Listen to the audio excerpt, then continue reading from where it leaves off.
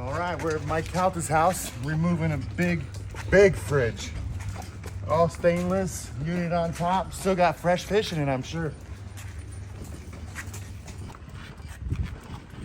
Nice of him to put these $100,000 cars in our way.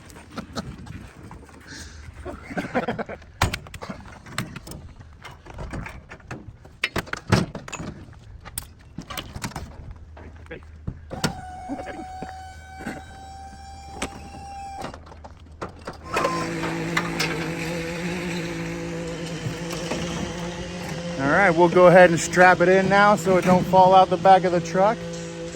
Take it up to the shop because Dad's gonna want to take a look at that one. He likes refrigerators.